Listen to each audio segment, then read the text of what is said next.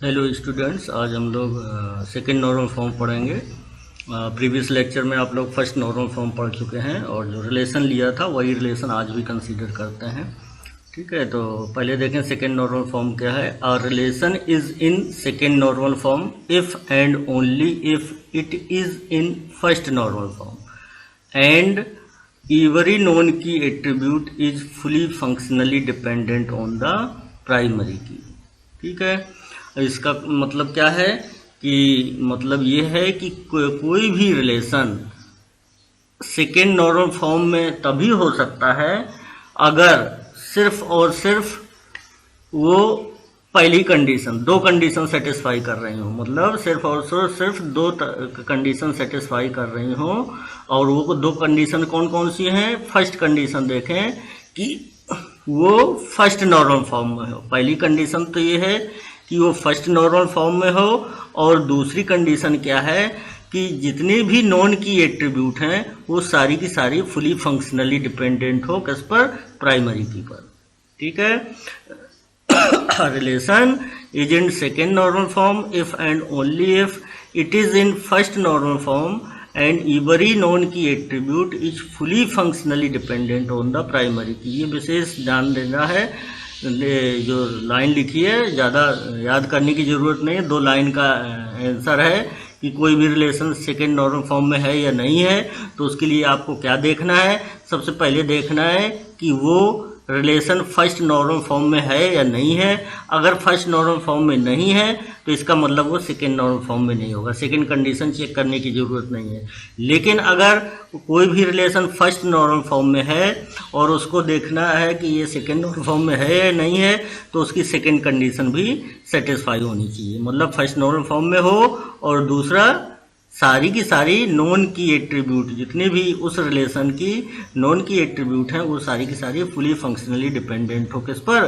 Primary की पर। ठीक है, तो नॉन की एट्रीब्यूट क्या है? देखें, ये लिखा हुआ है एन एट्रीब्यूट इज नॉन की if it does not participate in the primary की। मतलब कोई भी एट्रीब्यूट है उसको हम नॉन की एट्रीब्यूट कह सकते हैं अगर वो एट्रीब्यूट प्राइमरी की में पार्टिसिपेट ना कर रहा हो। ठीक है, सिंपल।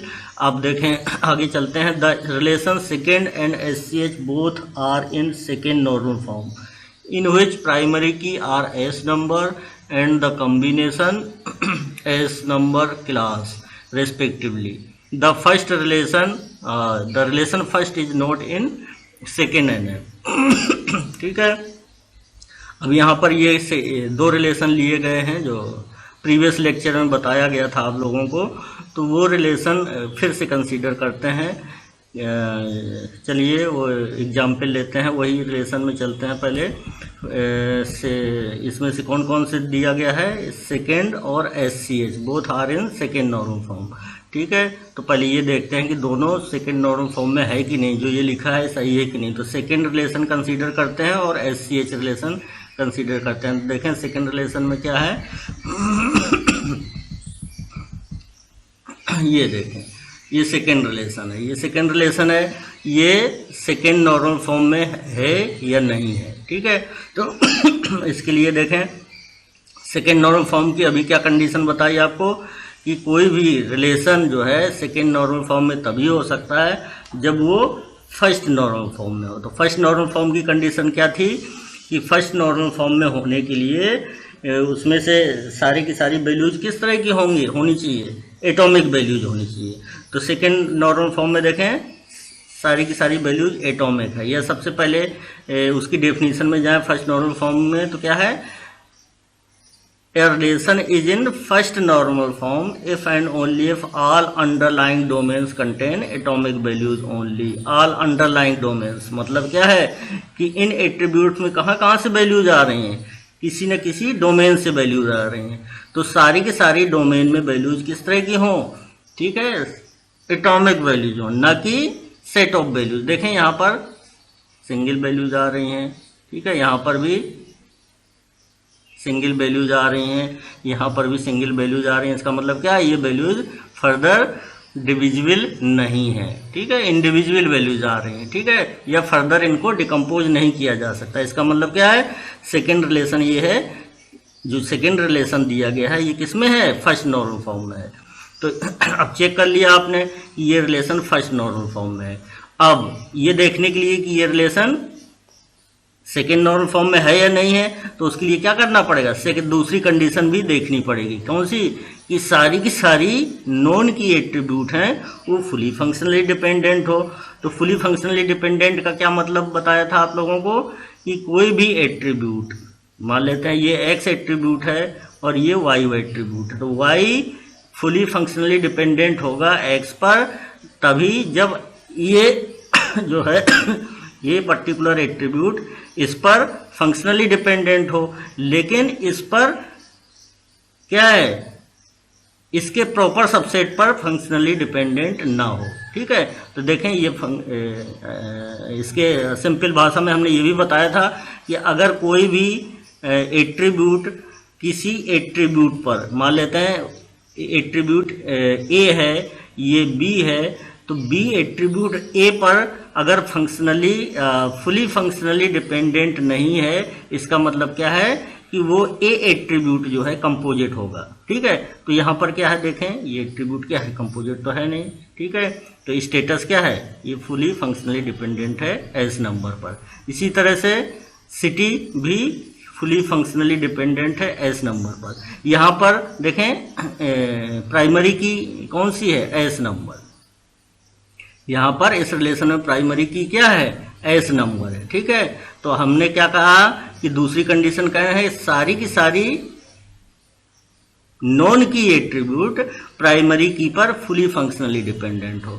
तो नॉन की एट्रीब्यूट यहाँ पर कौन कौन सी हो गई, नॉन की का मतलब जो प्राइमरी की में पार्टिसिपेट ना कर रही हो। तो इसमें से देखें स्टेटस भी नॉन की एट्रीब्यूट हो गया, सिटी भी नॉन की एट्रीब्यूट हो गया। इसका मतलब क्या है कि दोनों के दोनों नॉन की एट्रीब्यूट किस पर फुली फंक्शनली डिपेंडेंट हो, एस नंबर पर। क्यों? क्योंकि एस नंबर प्राइमरी की है। ठीक है, क्लियर। तो इसका मतलब क्या है, दोनों फुली फंक्शनली डिपेंडेंट है, इसलिए रिलेशन एस सेकेंड जो है ये किस में है, रिलेशन जहां ये सेकेंड रिलेशन किस में है, सेकेंड नॉर्मल फॉर्म में है। इसी तरह से यहां पर देखें SCH ये सेकेंड नॉर्मल फॉर्म में है या नहीं है, ये देखें यहाँ पर। अब पहले ये देखने के लिए आपको ये देखना होगा कि ये पहली कंडीशन देखना है क्या वो फर्स्ट नॉर्मल फॉर्म में है या नहीं है।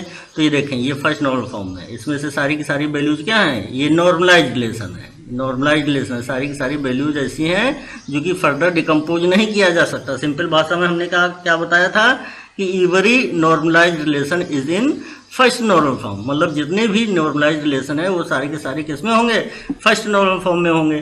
तो इसका मतलब ये रिलेशन भी किस में है, फर्स्ट नॉर्मल फॉर्म में है। ठीक है, पहली कंडीशन सेटिस्फाई हो गई।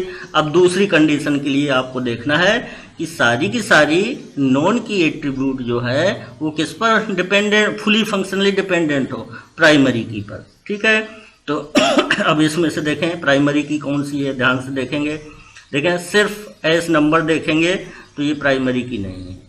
ठीक है, इसी तरह से यहाँ पर देखें यूनिकली आइडेंटिफाई नहीं कर पा रहा है टपल्स को। ठीक है, इसी तरह से क्लास भी यूनिकली का आइडेंटिफाई नहीं कर पाएगा, क्योंकि देखें CS दो इसकी करस्पॉन्डिंग वैल्यूज क्या है, देखें S1 S2। ठीक है, इसी तरह से आवर्स। ठीक है, तो इसका मतलब क्या है कि इसमें आवर्स भी देखें, आवर्स भी प्राइमरी की नहीं है। इसका मतलब क्या है, इसमें इस रिलेशन में कोई भी ऐसी की नहीं है जो कि प्राइमरी की का काम कर रही हो। ठीक है, तो अब नहीं है तो हम देखेंगे कंपोजिट एट्रीब्यूट देख लेते हैं। इसका मतलब एस नंबर और क्लास दोनों मिलकर क्या प्राइमरी की बना रहे हैं। देखें एस नंबर और क्लास देखें S1 CS।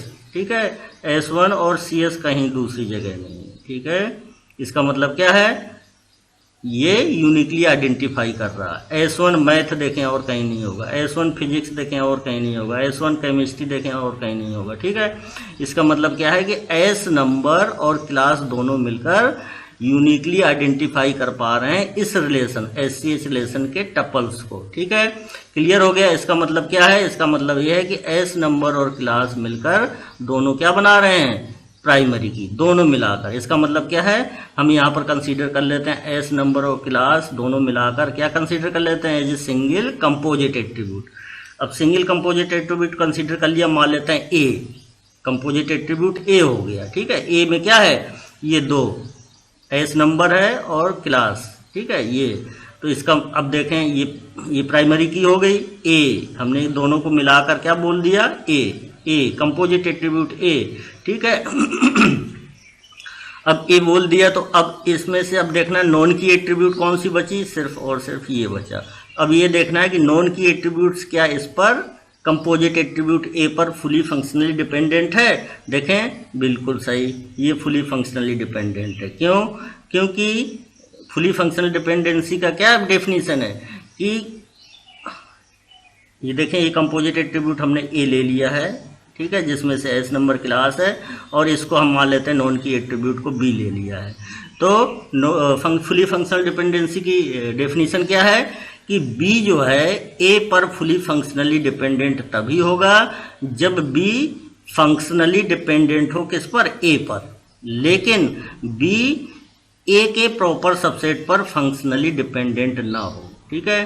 तो इसमें से देखें बी ए पर फंक्शनली डिपेंडेंट है। देखें S1 क्लास के करस्पॉन्डिंग वैल्यू सिर्फ और सिर्फ एक ही होगी, किसी भी टपल को ले लें तो S1 मैथ ले लेंगे, उसकी करस्पॉन्डिंग एक ही वैल्यू होगी। इसका मतलब क्या है, किसी भी वैल्यू को ले लें, कंपोजिट वैल्यू को ले लें, तो इसकी करस्पॉन्डिंग सिर्फ और सिर्फ एक ही वैल्यू होगी। इसका मतलब क्या है कि ये आवर या बी एट्रीब्यूट ये क्या है, फुली फंक्शनली डिपेंडेंट है किस पर, कंपोजिट एट्रीब्यूट ए पर, ठीक है। अब इसका प्रॉपर सबसेट ले लेते हैं, ए का प्रॉपर सबसेट मान लेते हैं, एस नंबर ले लेते हैं, ठीक है, प्रॉपर सबसेट है। तो क्या आवर्स इस पर फंक्शनली डिपेंडेंट है एस नंबर पर? देखें आवर इस पर फंक्शनली डिपेंडेंट नहीं है। क्यों नहीं है कि S1 की करस्पॉन्डिंग वैल्यू 2 है, S1 की करस्पॉन्डिंग वैल्यू 3 भी है, ठीक है। इसका मतलब आवर्स किस पर है, इसके ए के प्रॉपर सबसेट पर फुली फंक्शनली डिपेंडेंट नहीं है, ठीक है। इसी तरह से क्या आवर्स क्लास पर अकेला फंक्शनली डिपेंडेंट है? आवर क्या क्लास पर अकेला फंक्शनली डिपेंडेंट है? क्लास क्या है, कंपोजिट एट्रीब्यूट का पार्ट है, ठीक है, कंपोजिट एट्रीब्यूट का प्रॉपर सबसेट है मान लेते हैं, तो प्रॉपर सबसेट है। तो आवर क्या क्लास पर फंक्शनली डिपेंडेंट है? तो देखें सी एस की करस्पॉन्डिंग वैल्यू क्या है, 2 है, यहाँ पर वैल्यू 1 है। इसका मतलब आवर्स भी किसके ए जो कंपोजिट एट्रीब्यूट कंसीडर किया है उसके प्रॉपर सबसेट का है क्लास पर अकेला, सिर्फ क्लास पर भी फंक्शनली डिपेंडेंट नहीं है, क्लास पर फंक्शनली डिपेंडेंट नहीं है। इसका मतलब क्या है कि जो ये एट्रीब्यूट लिया आवर्स है, ये क्या है, नॉन की एट्रीब्यूट है, ये कंपोजिट एट्रीब्यूट ए, ठीक है, ए क्या है, कंपोजिट एट्रीब्यूट है, किसका कॉम्बिनेशन है, एस नंबर क्लास पर। आवर्स जो है ए पर फुली फंक्शनली डिपेंडेंट, ठीक है। क्लियर हो गया कि नॉन की एट्रीब्यूट इस रिलेशन का नॉन की एट्रीब्यूट है, ये फुली फंक्शनली डिपेंडेंट है इस कंपोजिट एट्रीब्यूट पर, किस पर, एस नंबर और क्लास पर, ठीक है। क्लियर? तो जब ये दोनों कंडीशन सेटिस्फाई हो गई, क्या मतलब हो गया कि दोनों कंडीशन कौन सी है, ये फर्स्ट नॉर्मल फॉर्म में है, और दूसरी कंडीशन सारी की सारी नॉन की एट्रीब्यूट, तो यहाँ पर सारी का मतलब क्या है, एक ही नॉन की एट्रीब्यूट है, वो फुली फंक्शनली डिपेंडेंट है इस प्राइमरी की पर। प्राइमरी की यहाँ पर कौन सी है, ये कंपोजिट एट्रीब्यूट, ठीक है, एस नंबर क्लास मिलकर बन रहा है, ठीक है।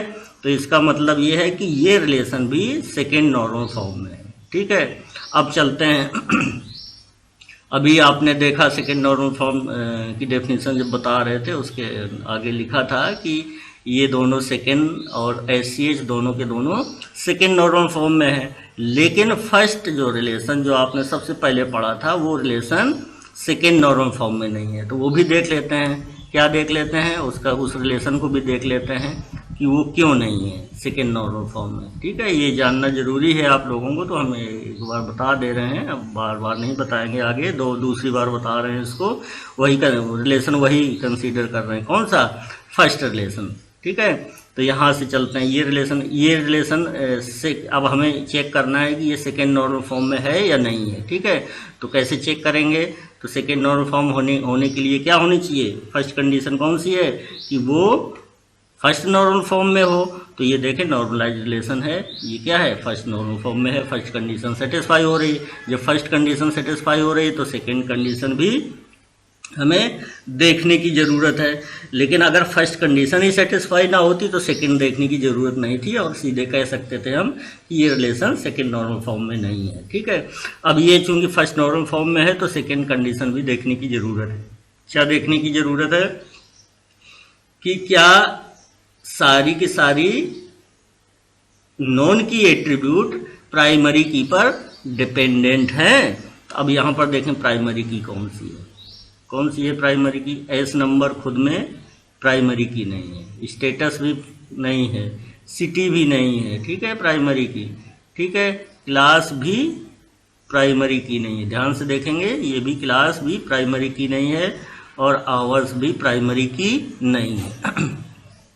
जब कोई भी प्राइमरी की नहीं है तो हम क्या कहते हैं कि कंपोजिट एट्रीब्यूट देखते हैं। तो हम ले लेते हैं एस नंबर और क्लास, ये देखें दोनों मिलकर प्राइमरी की बना रहे हैं। एस नंबर और क्लास दोनों मिलकर प्राइमरी की बना रहे हैं। अभी जो थोड़ी देर पहले हमने SCH का एग्जाम्पल लिया था वो कहाँ से आया था रिलेशन, इसी से डिकम्पोज किया था। ठीक है, सेकेंड और SC रिलेशन, SCH रिलेशन जो है इसी रिलेशन से डिकम्पोज होकर निकले थे।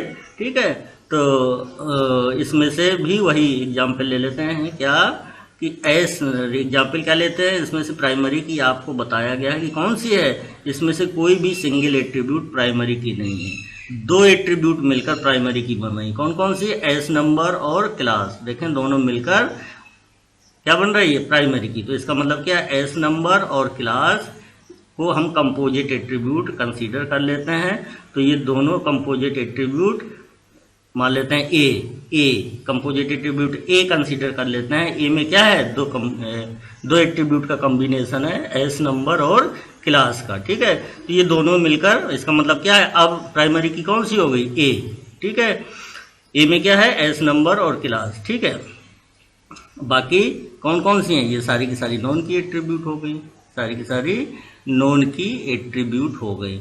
अब हमें देखना है कि सारी नॉन की एट्रीब्यूट फुली फंक्शनली डिपेंडेंट हो किस पर, प्राइमरी की पर। तो सारी की सारी नॉन की होनी चाहिए, इसका मतलब हम कोई भी एक नॉन की से शुरू करते हैं। अगर एक नॉन की फुली फंक्शनली डिपेंडेंट नहीं है प्राइमरी के पर तो फिर बाकी की को चेक करने की जरूरत नहीं है। क्यों, क्योंकि ये कहा गया है आपको कि जितने भी नॉन की एट्रीब्यूट हैं वो सारी की सारी प्राइमरी की पर फुली फंक्शनली डिपेंडेंट हो। तो जब पहली ही की नॉन की अगर फुली फंक्शनली डिपेंडेंट नहीं है तो आगे चेक करने की जरूरत नहीं है, आप सीधे सीधे कह सकते हैं कि ये रिलेशन सेकेंड नॉर्मल फॉर्म में नहीं है। ठीक है, क्लियर। तो अब देखें हम नॉन की एट्रीब्यूट स्टेटस ले लेते हैं, शुरुआत यहीं से करते हैं।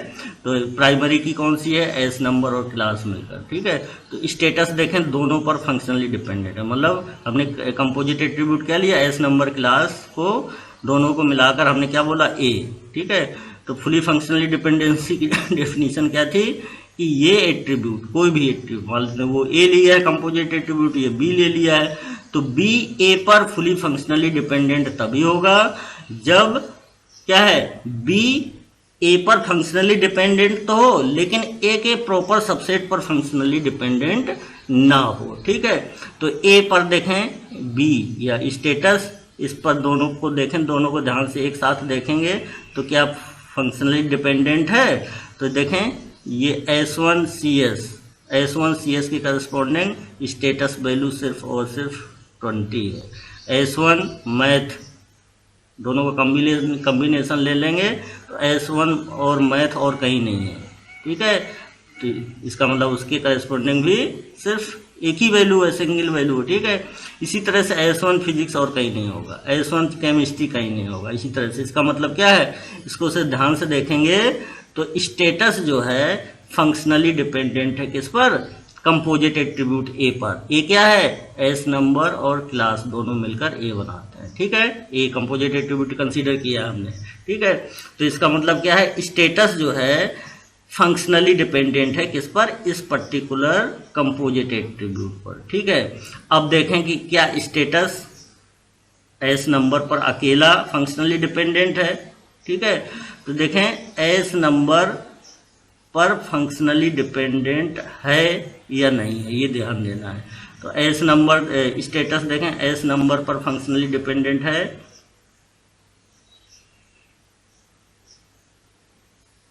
ठीक है। देखें क्या है, एस नंबर के करस्पॉन्डिंग वैल्यू 20 है, ठीक है, और S2 के करस्पॉन्डिंग ये है, और S3 के करस्पॉन्डिंग ये है, एक ही वैल्यू है, ये भी। इसका मतलब क्या है, स्टेटस जो है फंक्शनली डिपेंडेंट किस पर है, एस नंबर पर। से स्टेटस जो है फंक्शनली डिपेंडेंट है एस नंबर पर, ठीक है। इसका मतलब क्या है, एस नंबर क्या हो गया, एस नंबर जो है अभी जो कंपोजिट एट्रीब्यूट आपने कंसीडर किया एस नंबर और क्लास, उसका प्रॉपर सबसेट हो गया।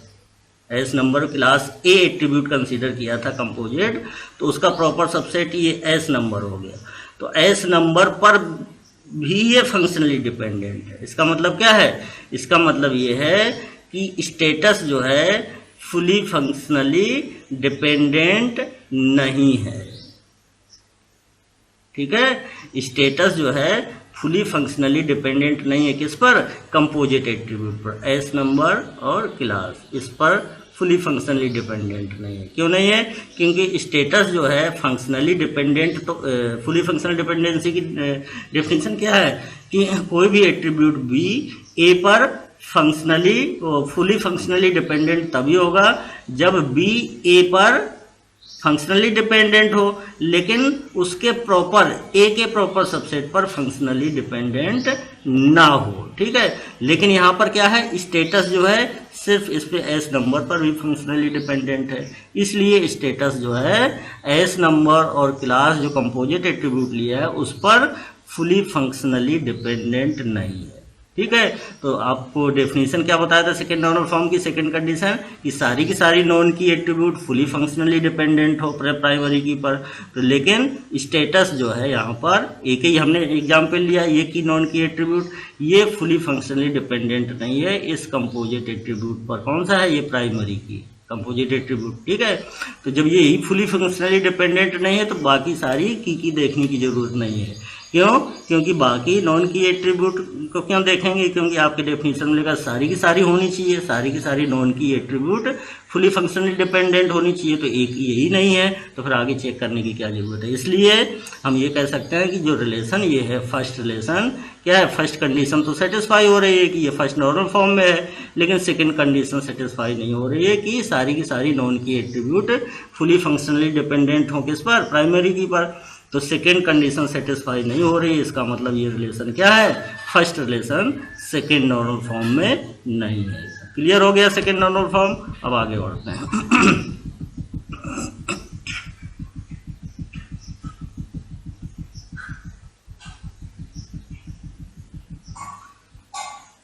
ये देखें सेकेंड नॉर्मल फॉर्म, ये जो लिखा था आपको बताया गया था कि सेकेंड और SCH सेकेंड नॉर्मल फॉर्म में है, ये लिखा हुआ था relation second and SCH both are in second normal form in which primary key are S number and the combination S number class respectively. The relation first is not second normal form. तो ये जो लिखा था या जो बताया गया है यहाँ पर, यही आपको एग्जाम्पल में क्लियर कर दिया गया है, ठीक है। अब ये लिखा हुआ है, नेक्स्ट लिखा a relation that is in first normal form and not in second normal form can always be reduced to an equivalent collection of second normal form, ठीक है। जो रिलेशन फर्स्ट नॉर्मल फॉर्म में हो और second normal form में ना हो, उसको हम किस में रिड्यूस कर सकते हैं, ठीक है, दो रिड्यूस कर सकते हैं collection of second normal form. तो रिड्यूस जैसे फर्स्ट नॉर्मल फॉर्म को ही हमने रिड्यूस किया था किस में से, दो रिलेशन में, तो दोनों के दोनों किस में है, सेकेंड नॉर्मल फॉर्म में, ठीक है।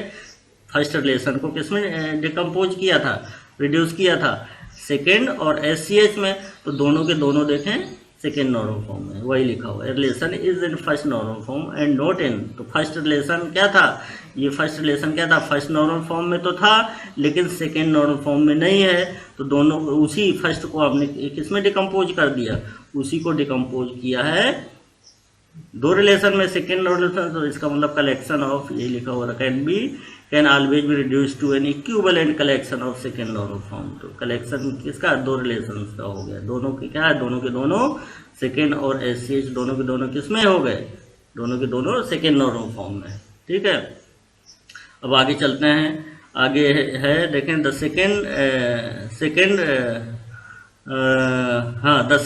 Relation still suffers from anomalies with respect to update operations that are very similar to those encountered in first relation। ठीक है, मतलब क्या है कि जो सेकेंड रिलेशन है वो भी सफ़र कर रहा है किससे, वेरियस एनोमलीज से। ठीक है, suffers from anomalies with respect to update operations that are very similar to those encountered in first relation. First relation मतलब कोई भी रिलेशन फर्स्ट नॉर्मल फॉर्म में तो था, लेकिन किस तरह की एनोमलीज आ रही थी, वो अपडेट एनोमलीज आ रही थी। तो उसी तरह की अपडेट एनोमलीज इसमें भी है। इसमें कि ये रिलेशन सेकेंड नॉर्मल फॉर्म में है, लेकिन इसमें भी उस तरह की एनोमलीज हो सकती हैं। कैसे देखें, अब यहाँ पर सेकेंड रिलेशन जो लिया है आपने, वो क्या लिया है, देखें सेकेंड रिलेशन अपडेट एनोमलीज का मतलब क्या है, इंसर्शन, डिलीशन और अपडेशन। ठीक है, तो देखें सेकेंड रिलेशन, ये सेकेंड रिलेशन। ठीक है, अरे ये है सेकेंड रिलेशन, ये आपके पास एग्जाम्पल में है सेकेंड रिलेशन। इसमें से क्या दिक्कत है, तो इसमें से अपडेट एनोमलीज बताया कि ये this relation is in second normal form but still suffers from update anomalies। ठीक है, अपडेट एनोमलीज मतलब इंसर्शन, डिलीशन और अपडेशन। अब इसमें से देखें ये रिलेशन, सिर्फ हमें ये रिलेशन देखना है सेकेंड रिलेशन। ठीक है, तो सेकेंड रिलेशन में से देखें इंसर्शन। ठीक है, इंसर्शन। ठीक है, अब इंसर्ट हमें क्या करना है, मान ये इसमें क्या है, स्टूडेंट की इंफॉर्मेशन है। ठीक है, स्टूडेंट नंबर, स्टेटस और सिटी। अब हमें मान लेते हैं कि किसी सिटी का स्टेटस इंसर्ट करना है, किसी सिटी का स्टेटस इंसर्ट करना है। मान लेते हैं यहाँ पर ले लेते हैं कि लखनऊ का स्टेटस है 40, तो हमें इंसर्ट करना है। तो इंसर्ट करना है तो यहाँ पर कब तक नहीं इंसर्ट कर सकते, आप नहीं इंसर्ट कर सकते। क्यों, क्योंकि यहाँ पर एस नंबर क्या है, प्राइमरी की है। ठीक है, तो इंटीग्रिटी रूल फर्स्ट क्या पढ़ा है, no component of a primary key may be null. तो ये जब तक आपको मतलब उस पर्टिकुलर सिटी में कोई स्टूडेंट नहीं रह रहा होगा, तब तक हम उस सिटी का स्टेटस इंसर्ट नहीं कर सकते। क्लियर हो गया, क्यों, क्योंकि वो यहाँ पर आपको वहाँ कोई स्टूडेंट नहीं रह रहा है, तो प्राइमरी की वैल्यू नल हो जाएगी। ठीक है, तो इसका मतलब क्या है, इंसर्शन प्रॉब्लम। फर्स्ट प्रॉब्लम क्या है कि हम पर्टिकुलर सिटी का स्टेटस तब तक इंसर्ट नहीं कर सकते जब तक उस पर्टिकुलर सिटी पर कोई सप्लायर ना रह रहा हो। वो सॉरी, सप्लायर नहीं, यहाँ पर है स्टूडेंट। ठीक है, अब नेक्स्ट चलते हैं डिलीशन। ठीक है, अब डिलीशन चलते हैं, तो मान लेते हैं यही सिर्फ हम कंटेंट देख रहे हैं। ठीक है, कंटेंट देख रहे हैं। ठीक है, तो अब हमें यहाँ पर मान लेते हैं कि कोई भी, जैसे मान लेते हैं कि स्टूडेंट है, जैसे उसमें से कोई भी यहाँ पर देख लेते हैं, मान लेते हैं स्टूडेंट्स को हमें डिलीट करना है। ठीक है, मतलब उसने क्लास अटेंड करना बंद कर दिया। ठीक है, तो मान लेते हैं S4 ने क्लास अटेंड करना बंद कर दिया था। ठीक है, बंद कर दिया था, तो यहाँ पर आप आसानी से डिलीट कर पा रहे थे, लेकिन हम ये रिलेशन नहीं कंसीडर कर रहे, हम यहाँ पर ये रिलेशन कंसीडर कर रहे हैं, सिर्फ सेकेंड। तो हमें S4 मान लेते हैं डिलीट करना चाह रहे हैं, स्टूडेंट सिर्फ ये रिलेशन कंसीडर कर रहे हैं, तो इसका मतलब हम ये ज्यूम कर लेते हैं कि मान लेते हैं कि S4 कॉलेज या इंस्टीट्यूट छोड़कर चला गया, तो उसको हम डिलीट करना चाह रहे हैं। तो यहाँ पर देखें, इसको डिलीट कर देंगे, तो डिलीट करने के साथ साथ क्या डिलीट हो जाएगा, डिलीट करने के साथ साथ ये भी डिलीट हो जाएगा कि पर्टिकुलर सिटी का स्टेटस कितना था। ठीक है, पर्टिकुलर इसी को देखें तो इसमें से ये भी डिलीट हो जा रहा है कि पर्टिकुलर सिटी का स्टेटस कितना है। ठीक है, क्लियर हो गया। तो यहाँ पर डिलीशन की प्रॉब्लम हो गई, दूसरी एनोमलीज। ठीक है, अब तीसरा क्या है, अपडेट। ठीक है, अपडेट करना है, इसका मतलब क्या है, किसी भी सिटी का स्टेटस हमें अपडेट करना चाह रहे हैं। ठीक है, तो यहाँ पर क्या है, अपडेट करना चाह रहे हैं तो पर्टिकुलर सिटी पर कई सारे स्टूडेंट रह सकते हैं, कई सारे स्टूडेंट। यहाँ तो आसानी से आपको समझ में आ जा रहा है, मान लेते हैं 100 रिकॉर्ड्स होते, मोर देन 100 रिकॉर्ड्स होते, या मोर देन 100 स्टूडेंट्स के बारे में इंफॉर्मेशन होती, तो उसमें से कई मान लेते हैं कि 50 स्टूडेंट्स हो सकते हैं एक पर्टिकुलर सिटी में। तो उस पर्टिकुलर सिटी का मान लेते हैं स्टेटस चेंज करना है, तो अगर 50 स्टूडेंट्स हैं तो उनको आपको सर्च करना पड़ेगा कि कौन कौन स्टूडेंट उस पर्टिकुलर सिटी में रह रहा है, और वहाँ पर जाकर उस पर्टिकुलर सिटी का स्टेटस चेंज करना पड़ता। ठीक है, अगर मान लेते हैं बाई मिस्टेक आप हर एक टपल पर या हर एक रिकॉर्ड पर नहीं जा पाते हैं, तो एक जगह आपने चेंज कर दिया। मान जैसे इसी के एग्जाम्पल को लेते हैं कि मान लेते हैं कि जौनपुर का स्टेटस क्या है, 30 हो गया है, 30 हो गया है, तो मान लेते हैं क्या करेंगे, आप यहाँ पर जाकर चेंज कर देंगे। ठीक है, लेकिन आप अवेयर नहीं थे या DBA अवेयर नहीं था कि यहाँ पर तो चेंज कर दिया है, लेकिन यहाँ पर कोई दूसरा भी स्टूडेंट रह रहा है, तो यहाँ पर जैसे दूसरा कौन सा रह रहा है, S3 भी रह रहा है। ठीक है, तो यहाँ पर चेंज नहीं कर पाए। ठीक है, यहाँ पर चेंज नहीं कर पाए तो क्या हो गया, ये डेटा इनकन्सिस्टेंट हो जाएगा, क्योंकि यहाँ पर जौनपुर का क्या बता रहा है, जौनपुर का स्टेटस बता रहा है 30 और 20, एक जगह 20 जहाँ पर आपने चेंज कर दिया वहाँ पर 30 बताएगा, और यहाँ पर बताएगा 20। इसका मतलब जौनपुर का स्टेटस दो तरह का दिखा रहा है। तो ये किस तरह का हो गया, इनकन्सिस्टेंट डाटा हो गया। तो ये क्या मतलब है, इसका मतलब ये है कि जैसे फर्स्ट कोई भी रिलेशन फर्स्ट नॉर्मल फॉर्म में है तो वो सफ़र कर सकता था किस पे, अपडेट एनोमलीज से। उसी तरह से सेकेंड नॉर्मल फॉर्म में होते हुए भी आपने फर्स्ट को किस में रिड्यूस किया, सेकेंड नॉर्मल फॉर्म, फर्स्ट को रिड्यूस कर दिया, फर्स्ट रिलेशन को रिड्यूस कर दिया collection of second normal forms में। लेकिन जो उसमें प्रॉब्लम आ रही थी वो तो रिमूव हो गई, लेकिन उसी तरह की प्रॉब्लम इसमें भी रही। जो फर्स्ट रिलेशन में आ रही थी प्रॉब्लम, वो प्रॉब्लम तो रिमूव हो गई थी, लेकिन उसी तरह की प्रॉब्लम इसमें भी है सेकेंड नॉर्मल फॉर्म में। सेकेंड, ये जो सेकेंड रिलेशन है, वो जो फर्स्ट रिलेशन में दिक्कत आ रही थी, इंसर्शन, डिलीशन और अपडेशन, तो वो जो इन्फॉर्मेशन आपने लिया था तो वो तो रिमूव हो गई थी, उनको आपने रिड्यूस कर दिया था किसमें, collection of second normal forms में। ठीक है, तो दो रिलेशन में डिकम्पोज किया था आपने।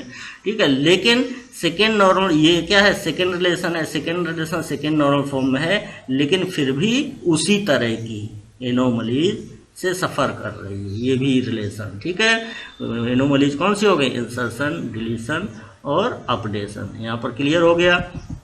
तो वही देखें यहाँ पर लिखा हुआ है, आगे सेकेंड नॉर्मल फॉर्म आप पढ़ रहे थे, यहाँ पर आया। ठीक है, तो वही देखें ये लिखा हुआ, the relation second still suffers from anomalies with respect to update operations that are very similar to those encountered in first relation. ठीक है, क्लियर, क्योंकि एग्जाम्पल वही ले रहे हैं जो प्रीवियस लेक्चर में लिया था और कंपेयर भी करा रहे हैं आपको। ठीक है, तो दिक्कत नहीं आनी चाहिए।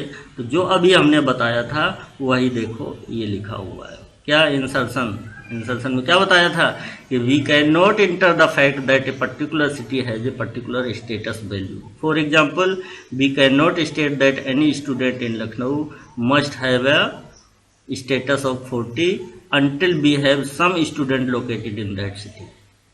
Clear? The reason is again that until such a student exists, we have no appropriate primary key value. ठीक है, deletion का था ये, if we delete the only second tuple for a particular city, we destroy not only the information for the student concerned but also the information that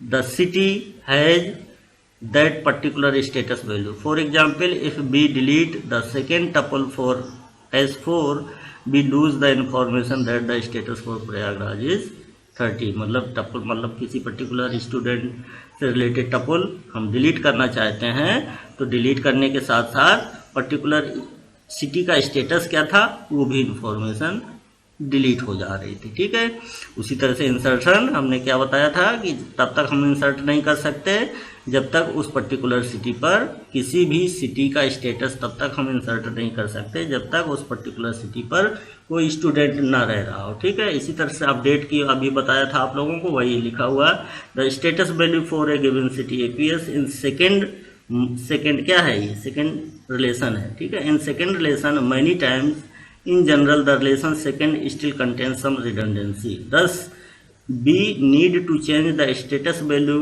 for zone 4 from 20 to 30. We are faced with either the problem of searching the second relation to find every tuple for zone 4 or the possibility of producing an inconsistent result.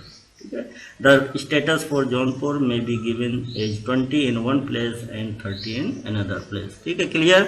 यही आपको detail में मतलब update का क्या है, किसी भी particular city का स्टेटस अपडेट करने से डेटा इनकंसिस्टेंट भी हो सकता है। कैसे कि एक जगह तो आपने चेंज कर दिया, जैसे जौनपुर का 30 हो गया तो जौनपुर कितने मल्टीपल टाइम्स आया है।